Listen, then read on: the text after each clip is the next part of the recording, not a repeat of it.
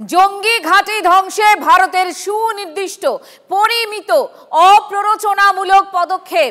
পাক সেনাবাহিনীর কোনো পরিকাঠামোয় আঘাত হানেনি ভারতীয় সেনা, বরং বেছে বেছে জঙ্গি ঘাঁটি সেই কুখ্যাত জায়গাগুলোকে টার্গেট করেছে ভারতীয় সেনাবাহিনী এবং তাকেই দুর্মুষ করে দেওয়া হয়েছে একেবারে। লস্করের ট্রেনিং ক্যাম্প কোটলি রাজাউরি থেকে 15 কিলোমিটার দূরে, এরপর গুলপুর লস্কর এবং জৈশের ক্যাম্প পুঞ্চ থেকে 35 কিলোমিটার দূর, বরনালা জঙ্গি ট্রেনিং সেন্টার রাজাউরি থেকে 10 কিলোমিটার দূরে, মাহসুনা হিজবুল ঘাঁটি সীমান্ত থেকে 15 কিলোমিটার দূর। অন্যদিকে মুরিদকেতে লস্করের হেডকোয়ার্টার, সাম্বা থেকে 30 কিলোমিটার দূরে এই মুরিদকে। ভাওয়ালপুর জৈশের হেডকোয়ার্টার, সীমান্ত থেকে 100 কিলোমিটার দূরে। এই ভাওয়ালপুর নিয়ে এত কাণ্ড হচ্ছে কারণ ভাওয়ালপুর সব থেকে বড় জঙ্গি ঘাঁটি বলেই, জৈশের হেডকোয়ার্টার বলে সকলেই জানতো এবং এই জায়গাকেই একেবারে ভেঙে গুড়িয়ে দিয়েছে ভারতীয় সেনাবাহিনী। আপনাদের সেই জায়গা ম্যাপের মাধ্যমেই সেই যে 9টা জায়গা, সেই 9টা পয়েন্ট আরেকবার আপনাদেরকে দেখাবো, বিগ ওয়ালের মাধ্যমে দেখানোর চেষ্টা করব একদম কোন কোন জায়গা। 1 নম্বর স্ট্রাইক নাম্বার 1 মুজফফরাবাদ স্ট্রাইক, তারপর হচ্ছে স্ট্রাইক 3 হচ্ছে Kotli, strike 4 Gulpur, strike 4 Gulpur, strike 5 হচ্ছে ভবীর, স্ট্রাইক 6 শিয়ালকোট, স্ট্রাইক 7 চক আমরু, স্ট্রাইক আবারও দেখাচ্ছি আপনাদের 7 নম্বর স্ট্রাইক চক আমরু, আর 8 নম্বর স্ট্রাইক হচ্ছে মুরিদকে এই মুহূর্তে দাঁড়িয়ে, আর স্ট্রাইক 9 নম্বর স্ট্রাইক হচ্ছে ভাওয়ালপুর, সব থেকে বড় ঘাঁটি। আরো একবার, এটাই হচ্ছে আজকের অপারেশন সিঁদুর। 1:40 নাগাদ এই স্ট্রাইক শুরু হয়, 2:20 পর্যন্ত টানা পর স্ট্রাইক।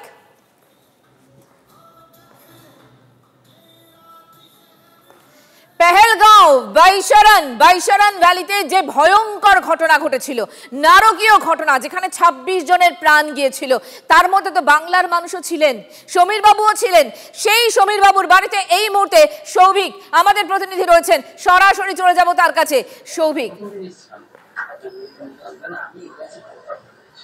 একদমই তাই। দেখো, এই মুহূর্তে আমি সমীর গুহ যে পেহেলগাঁওতে ঘুরতে গেছিলেন নিজের পরিবার নিয়ে, নিজের মেয়েকে এবং নিজের স্ত্রীকে নিয়ে, এবং সেখানে এই টেরোরিস্ট অ্যাটাকে তার প্রাণ যায়, এবং এই মুহূর্তে আমি তার বাড়িতে রয়েছি। সমীর গুহ স্ত্রী আমার সঙ্গে রয়েছে। আমি সরাসরি গতকাল রাত্রিবেলায় পাকিস্তানের যে উপর যে অ্যাটাক, তার কি প্রতিক্রিয়া আমি সরাসরি জেনে নেব।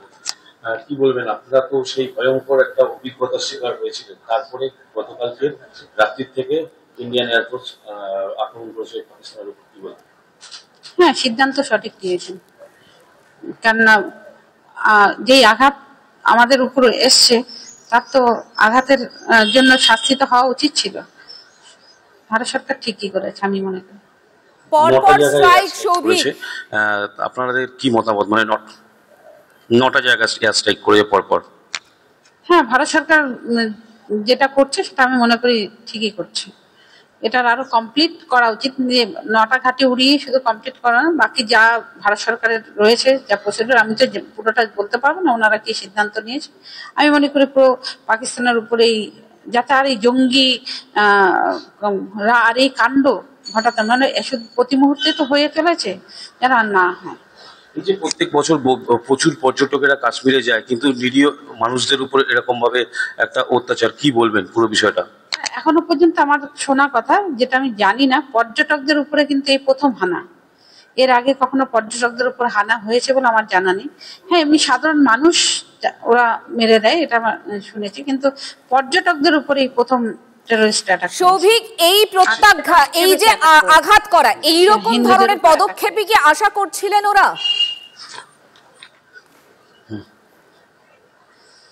একদমই তাই। এই যে ধরুন ইন্ডিয়ান আর্মি যে স্টেপ নিল, যে প্রত্যাঘাত করলো, আপনারা কি এতদিন ধরে এইরকমই স্টেপ আশা করছিলেন যে এরকম একটা কিছু করুক ভারত সরকার?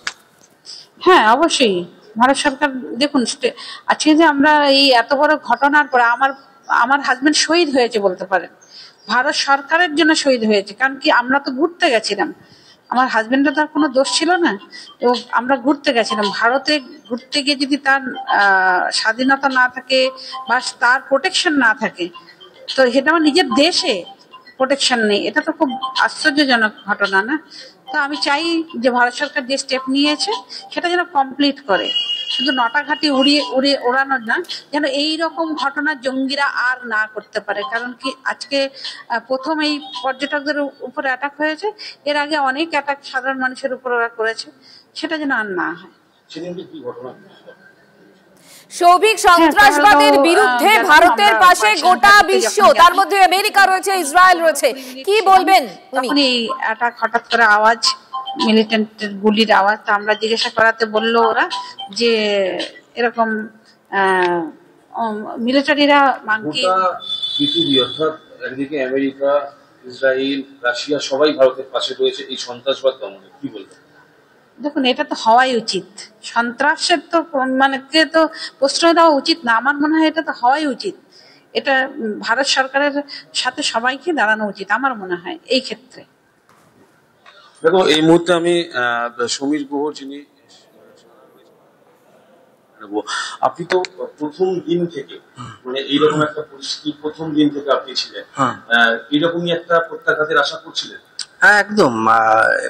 আমরা চাইছিলামই ভারত সরকার এরকম একটা কিছু করুক, আর যেটা আমার দিদি বললো আমিও একদমই সহমত যে এটা যেন এখানে থেমে না থাকে। সৌভিক, একবার সমীর বাবু স্ত্রীকে জিজ্ঞাসা করো না, এই হামলার পর থেকে 22 তারিখের পর থেকে অনেকেই বলছিলেন যে তারা কাশ্মীরে যাবেন না, কাশ্মীরের লোকাল কেউ এর পিছনে যুক্ত থাকতে পারে, কিন্তু আজকে দেখলাম কাশ্মীরের ইয়ং ব্রিগেড, ইয়ং ছেলেরা আজকে রাস্তায় নেমে এসেছে, তারা বলছে ভারত মাতা কি জয়, ইন্ডিয়ান আর্মি জিন্দাবাদ। ওনারা কাশ্মীর থেকে ঘুরে এলেন কিছুদিন আগেই, এই ঘটনা ঘটে গেল সেদিনকে। একটু জিজ্ঞাসা করো না আজকের এই ছবিটার পরিপ্রেক্ষিতে। একটা বিষয়, সেটা হচ্ছে যে আপনারা তো কাশ্মীরে ঘুরতে গেছিলেন, সেদিনকে কি আপনাদের মনে হয়েছিল যে ওখানকার লোকাল লোকের সঙ্গে যুক্ত থাকবেন? না, দেখুন, আমরা তো ঘুরতে গেছিলাম, আর আমাদের নিচ অব্দি কিন্তু মানে পাহাড়ে উঠবার আগ অব্দি, পনি নেওয়ার আগ অব্দি কিন্তু মিলিটারি ওখানে ছিল। তো সেক্ষেত্রে আমরা যা যা টুরিস্ট গুলমার্গ, সোনমার্গ সব ঘুরেছি, তখনও পর্যন্ত কিছু মনে হয়নি। শ্রীনগরে ঘুরছি, ওখানে প্রচন্ড প্রোটেকশন রয়েছে, কিন্তু জানি না এই ঘটনা তো আমরা তো প্রত্যাশাও করতে পারিনি যে এরকম ঘটনা আমাদের সঙ্গে ঘটে যাবে। কালকে এয়ার স্ট্রাইক করার পরে কাশ্মীরের সমস্ত জনগণ, ইয়ং জেনারেশন, তারা ইন্ডিয়ান আর্মি জিন্দাবাদ করছে, মানে তারা সাপোর্ট করছে এই বিষয়টা। দেখুন, এই ঘটনা ঘটার যারা এই ঘটনার সঙ্গে জড়িত বা যারা রয়েছে সবাই তো নিশ্চয়ই এর সঙ্গে জড়িত নয়, তো তাদের তো রুজি রোজগারেরও ব্যাপার রয়েছে। এই ঘটনার পরে হয়তো তাদের রুজি রোজগারটা তো বন্ধই হয়ে গেছে বলা যায় একভাবে। তো দেখো, তুমি শুনে নিলে সবাই কিন্তু এইরকমই একটা প্রত্যাঘাত আশা করছিল। সমীর বাবুর পরিবার যারা পেহেলগাঁওতে গেছিল এবং সেখানে গিয়ে কিন্তু এক কথায় সমীর বাবু দেশের জন্যই তিনি নিজের আত্মত্যাগ করেছেন, এবং তার পরিবারও কিন্তু গতকাল মধ্যরাত থেকে ইন্ডিয়ান আর্মি, ইন্ডিয়ান এয়ারফোর্স যেরকম ভাবে পাকিস্তানের উপর অ্যাটাক 9টা জায়গায় যে এয়ার স্ট্রাইক করেছে, এইরকমই একটি কিন্তু প্রত্যাঘাত আশা করছিল সমীর বাবুর পরিবারের লোকজন। সঙ্গে থাকো সৌভিক, এই মুহূর্তে আমরা বড় খবরের দিকে নজর রাখছি। গোটা বিশ্ব যে খবর দেখছে,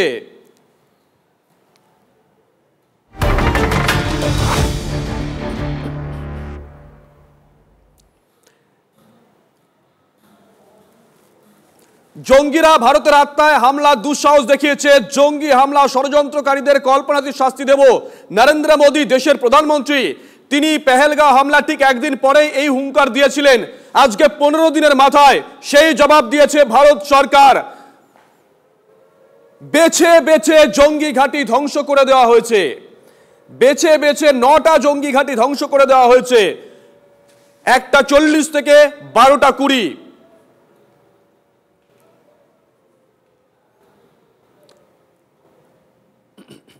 ঠিক কি বলেছিলেন সেদিন প্রধানমন্ত্রী, শোনাই আরেকবার। देश के दुश्मनों ने भारत की आत्मा पर हमला करने का दुस्साहस किया है। मैं बहुत स्पष्ट शब्दों में कहना चाहता हूं, जिन्होंने ये हमला किया है उन आतंकियों को और इस हमले की साजिश रचने वालों को उनकी कल्पना से भी बड़ी सजा मिलेगी। मिट्टी में मिलाने का समय आ गया है।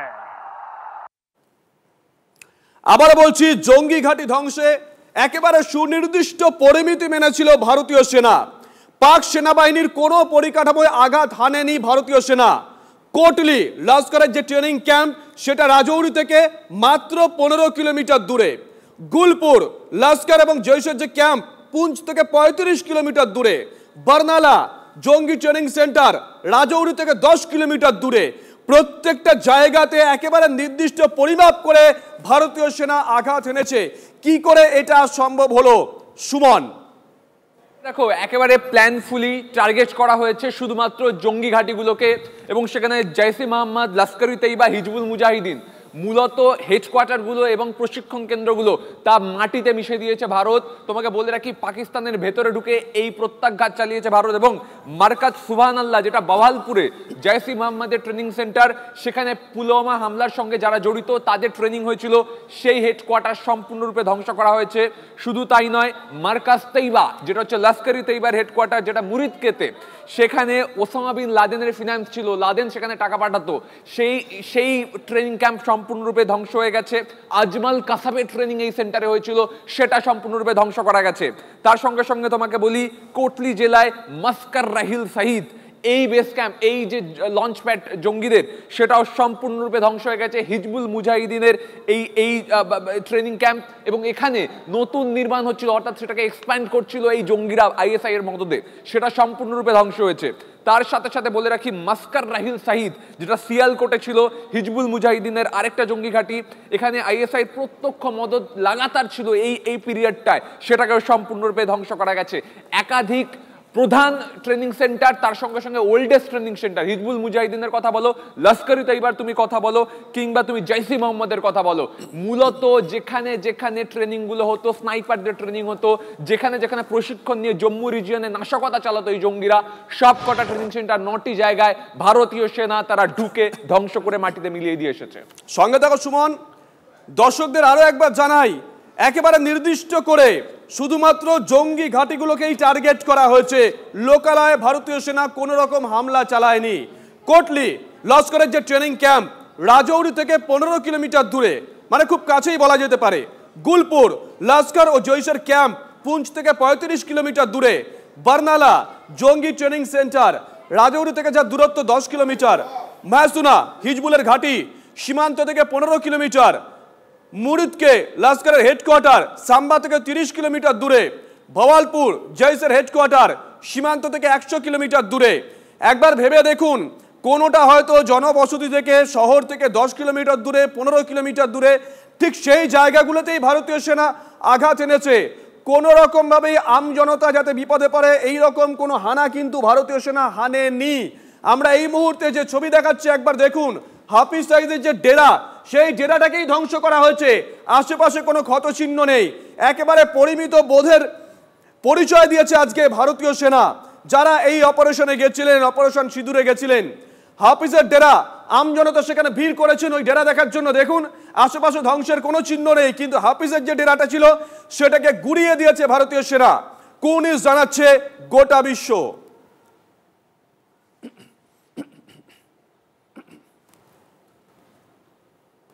এরই মধ্যে শুভজিৎ দেখো, নির্লজ্জ পাকিস্তানের কাপুরুষোচিত হামলা, ভারতীয় সেনার সঙ্গে না পেরে গ্রামগুলো লক্ষ্য করে গুলি। পাকিস্তানের গুলিতে 7 নিরীহ গ্রামবাসীর মৃত্যুর খবর পাচ্ছি এই মুহূর্তে আমরা। অর্থাৎ যখন পর স্ট্রাইক, যখন পাকিস্তানের মানুষের ঘুম ভাঙার আগেই রীতিমতো তাদের কোমর ভেঙে দেওয়া, ঠিক সেরকম একটা সময়ে না পেরে তারা নিরীহ গ্রামবাসীদের লক্ষ্য করে গুলি চালাচ্ছে। গ্রাম লক্ষ্য করে গুলি, পাকিস্তানের গুলিতে 7 নিরীহ গ্রামবাসীর মৃত্যু। ভারতীয় সেনার প্রত্যাঘাতে গুড়িয়ে গেল পাক সেনা ছাউনি। একাধিক পাক সেনার মৃত্যু হয়েছে বলে খবর পাচ্ছি আমরা। আরো একবার আপনাদেরকে জানাই, এই মুহূর্তের খবর, নির্লজ্জ পাকিস্তানের আরো একটা কাপুরুষোচিত হামলা। ভারতীয় সেনার সঙ্গে না পেরে গ্রাম লক্ষ্য করে গুলি চালাচ্ছে তারা। পাকিস্তানের গুলিতে 7 নিরীহ গ্রামবাসীর মৃত্যু হয়েছে বলে এই মুহূর্তে খবর। পাশাপাশি ভারতীয় সেনার প্রত্যাঘাতে গুড়িয়ে গেল পাক সেনা ছাউনি, একাধিক পাক সেনার মৃত্যু।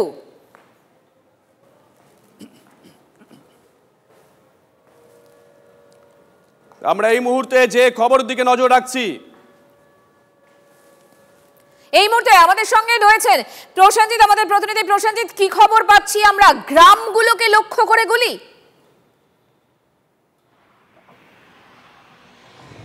দেখো, একাধিক ঘটনা ঘটছে, সমস্ত ক্ষেত্রেই কিন্তু তিনটে সেনাবাহিনী গোটা দেশ জুড়ে প্রস্তুত আছে। উত্তরবঙ্গের ক্ষেত্রেও ইন্ডিয়ান এয়ারফোর্স এবং ইন্ডিয়ান আর্মি প্রস্তুত রয়েছে, বিএসএফ প্রস্তুত রয়েছে।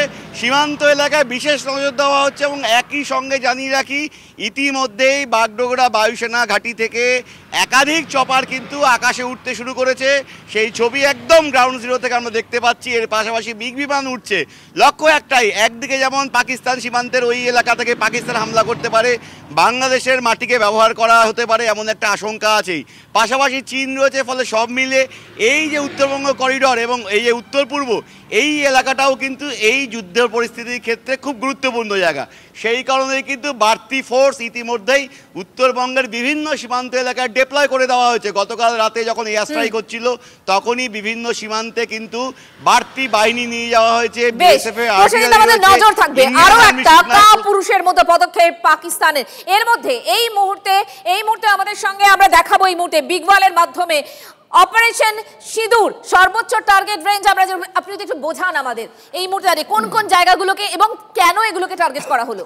এই আমরা যে টার্গেটগুলো দেখা যাচ্ছে, যে জঙ্গি সংগঠনের যে লঞ্চ প্যাড অথবা যেখানে ট্রেনিং দেয়, নাশকতার ছকগুলো হয়, এই যেগুলো একদম লাইন অফ কন্ট্রোলের আশেপাশে, যেমন কোটলি রাজৌরি থেকে 15 কিলোমিটার লস্করের ট্রেনিং ক্যাম্প।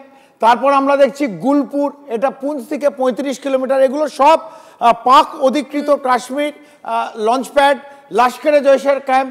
তারপর আমরা দেখছি মানে মূলত হচ্ছে লস্কর আর জয়শের ট্রেনিং ক্যাম্প না, লস্কর, জয়শ এবং হিজবুল, এই তিনটে মেন যে জঙ্গি সংগঠন পাকিস্তানের, যারা ভয় এবং ভয়ের আতুরঘর, যারা ভয় বিক্রি করে পুরো বিশ্বে, সেই এবং এই জেহাদি যাদের ট্রেনিং করে বিশ্বে পাঠিয়ে, ভারতকে তো পাঠাচ্ছেই 1989 সাল থেকে আজ পর্যন্ত, এই ব্লিড ইন্ডিয়া বাই 1000 কাজ, এই জিয়া ডক্টরিনে যারা ভারতকে বারবার আঘাত করেছে, একবার না 26-11। 26-11 কথা যখন বলছেন, এগুলোর মধ্যে কি কোনো একটা ক্যাম্পে কাসাবো ট্রেনিং পেয়েছে? একদম। এইগুলো যে মুজাফফরবাদে যে ক্যাম্পগুলো আছে, মুজাফফরবাদে সেইখানে এই কমপ্লিট ক্যাম্পে শুধু ট্রেনিং দেওয়া হয়। শুধু ভাওয়ালপুর এবং মুরিদকে, এটা হচ্ছে জৈশ-এ মোহাম্মদ এবং লস্করে তৈবার হেডকোয়ার্টার। এখানে নাশকতার ছক হয় এবং এখান থেকে টাকা কিরমভাবে আসে, হাওয়ালা ট্রানজাকশন, আর্মস অ্যামিনেশন কোথা থেকে আসবে বিশ্বের থেকে, সেই দুটো জায়গায়, একটা হচ্ছে আপনাদের এই ভাওয়ালপুর আর একটা হচ্ছে মুরিদকে। আচ্ছা কর্নেল চৌধুরী, এই ভাওয়ালপুর সম্পর্কে যদি আমাদের একটু বলেন, মানে এটা তো বিশাল একটা 15 একর জায়গাটা, বিশাল প্রাসাদ। আপনারা তো ছবি দেখিয়েছিলেন, আমরা TV9 বাংলায় সকাল থেকে ছবি দেখাচ্ছি। আমি একটু বলবো যদি ওই ছবিটা আরেকবার প্লে করা সম্ভব হয়, যে কিভাবে গুড়িয়ে দেওয়া হয়েছে এই ভাওয়ালপুরের জৈশের হেডকোয়ার্টার। মাসুদ আজহার, যাকে আমরা IC 814 পর ছাড়া হয়েছিল, এবং সেই একই এই জঙ্গির যে মাথা 13ই ডিসেম্বর 2001-এ আমাদের যাকে আমরা টেম্পল অফ ডেমোক্রেসি বলি, পার্লামেন্ট অ্যাটাকের জন্য 5 জন জৈশকে পাঠিয়েছিল এই 13ই ডিসেম্বর। এবং আমরা জানি এবং অনেক ঘটনা যেগুলো কাশ্মীর উপত্যকায় হয়েছে, জৈশ-এ মোহাম্মদ অ্যাক্টিভ ছিল এবং তারা এই বিভিন্ন জঙ্গিদের ট্রেনিং। এখন দেখুন, আপনাদের স্ক্রিনে দেখছেন, এই অ্যাটাকের পর মুখ ঢাকা দিয়ে লজ্জার মতন এই জঙ্গিরা, না এটা ফাইল ছবি আর এটা ফাইল ছবি, তারা না, আমি সেই ফাইল ছবি বলছি, সকালে যখন আমরা হয়েছিল তারা তখন ওখান থেকে পালিয়েছিল। এবং এই জায়গায় ভাওয়ালপুরে 5 জন ওদের লিডারশিপ কিন্তু অলরেডি ওদের শেষ করে দেওয়া হয়েছে। এবং আমরা জানি এর মধ্যে থেকে 40 জন অলরেডি ভাওয়ালপুর হসপিটালে আমরা সকালে ছবি। একদমই মঞ্জুরা, একটু তোমায় থামাচ্ছি, কর্নেল চৌধুরী একটু থামাচ্ছি। এই মুহূর্তের বড় খবরগুলোর দিকে নজর রাখছি আমরা। 3 বাহিনীর মিলিত আক্রমণে ত্রাহি রব গোটা পাকিস্তান জুড়ে ভারতের ক্ষেপণাস্ত্র হামলায় গুড়িয়ে গেছে একের পর এক জঙ্গি ঘাঁটি। কোন কোন মিসাইল কিভাবে অ্যাটাক করা হয়েছিল ডিটেইল নেব।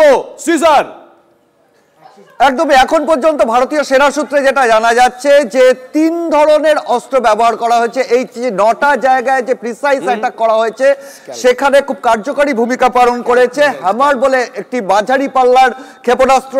এই হ্যামার ক্ষেপণাস্ত্র মূলত 125 থেকে 1000 কেজি পর্যন্ত যে ওয়ারলোড যেটাকে বলা হয় সেই ওয়েপন লোড সেটাকে বহন করতে পারে, অর্থাৎ বিস্ফোরক বহন করতে পারে এবং 70 কিলোমিটার দূর পর্যন্ত একদম সুনির্দিষ্ট লক্ষ্যে আঘাত আনতে পারে।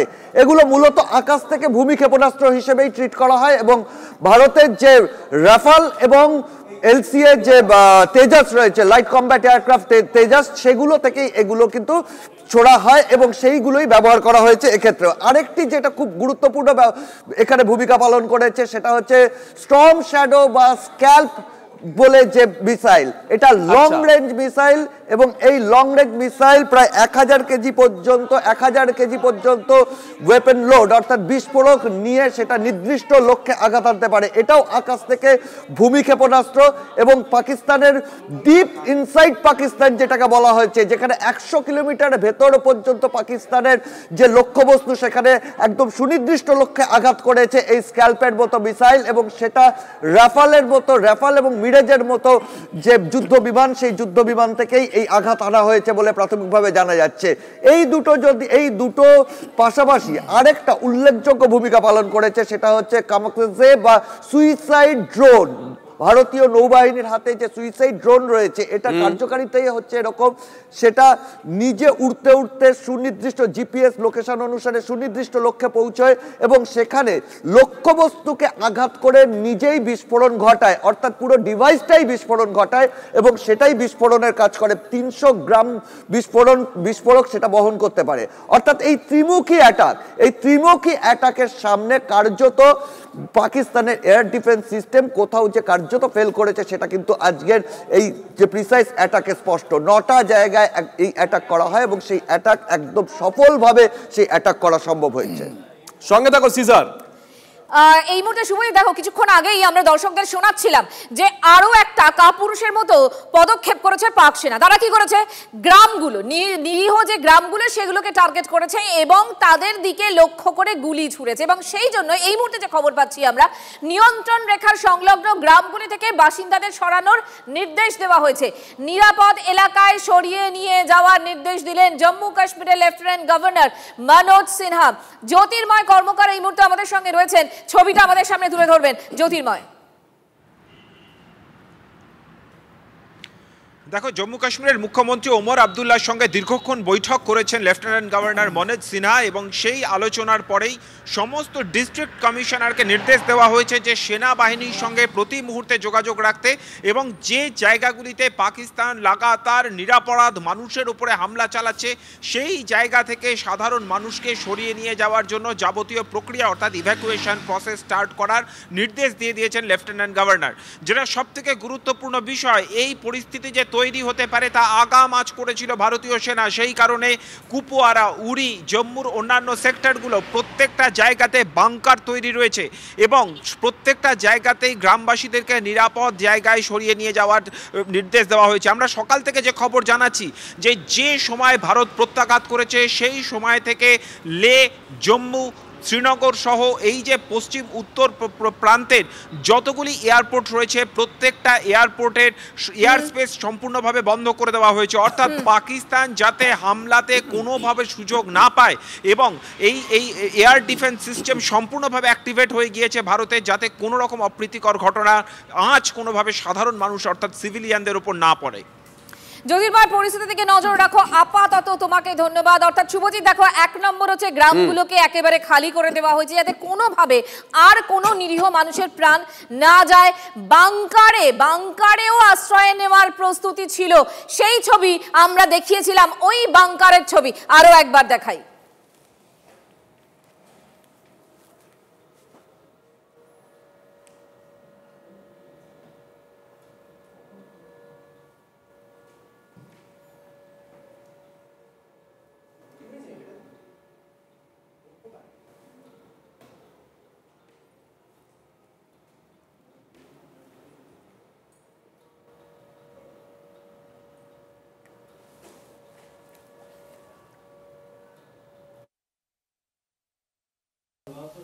मैं इस वक्त बंकर में मौजूद हूं। तस्वीरों में आपको दिखाने की कोशिश करूंगा कि किस तरीके से लोग जो है वो अपनी जान बचाने के लिए इन बंकरों का इस्तेमाल जो है वो करते हैं। कल पाकिस्तान की तरफ से बीती रात सीज फायर का उल्लंघन भी किया गया। अभी भी जो रुक रुक कर फायरिंग है वो पाकिस्तान की तरफ से की जा रही है। आप छोटे बच्चे देख सकते हैं, बुजुर्ग देख सकते हैं, उनके साथ साथ जो यहाँ पर नौजवान हैं उनको देख सकते हैं, क्योंकि पाकिस्तान लगातार सीज फायर का उल्लंघन कर रहा है। पहलगाम आतंकी हमले का बदला भारत ने ले लिया है और पूरी तरीके से पीओके और साथ में पाकिस्तान में आतंकियों के जो लॉन्च पैड्स है, ट्रेनिंग कैंप्स है, उन पर स्ट्राइक की गई है। और ऐसे में पाकिस्तान की तरफ से लाइन ऑफ कंट्रोल पर जो बौखलाहट है पाकिस्तान की वो देखने को मिली है। कुछ गांव वाले भी हमारे साथ मौजूद हैं, उनसे बात करेंगे। हाँ जी, बहुत खुशी है हमें जो भारत ने अपना बदला लिया है 27 बंदूक का। तो ये काम शुरू से हमारे चल रहा है, उसका बदला लिया, कुछ शांति हो जाएगी। बॉर्डर पे जो पाकिस्तान जो सीज फायर का उल्लंघन कर रहा है उसको लेकर क्या कहेंगे? सर ये तो होता ही रहता है तकरीबन। हमने जब से होश संभाली है ये तो फायर तो चलता ही रहता है, इतना नहीं है। उसके लिए आप तैयार हैं? तैयार है, हमें कोई डरने की कोई बात नहीं है। तो देखिए, लोग बता रहे हैं कि जो पाकिस्तान की तरफ से सीज फायर का उल्लंघन किया जा रहा है उसके लिए हम तैयार हैं, लेकिन भारत ने अपना बदला जो है वो ले लिया है। और पूरी रात ये लोग जो है ये बता रहे हैं कि हम इसी बंकरों में रहे हैं। आप देख सकते हैं कि पूरी तरीके से यहाँ के जो लोग जो है वो साफ तौर पे भारतीय सेना के साथ खड़े हुए हैं। लगातार पाकिस्तान की तरफ से लाइन ऑफ कंट्रोल के इलाके में सीज फायर का उल्लंघन किया जा रहा है। भारतीय सेना पाकिस्तान को मुंह तोड़ जवाब दे रही है। पाकिस्तान की तरफ से रिहायशी इलाकों में गोले दागे जा रहे हैं। 3 नागरिकों की जो मौत है वो भी हुई है। कैमरा पर्सन अनुदीप शर्मा के साथ अंकित भट्ट, TV9 भारतवर्ष के लिए।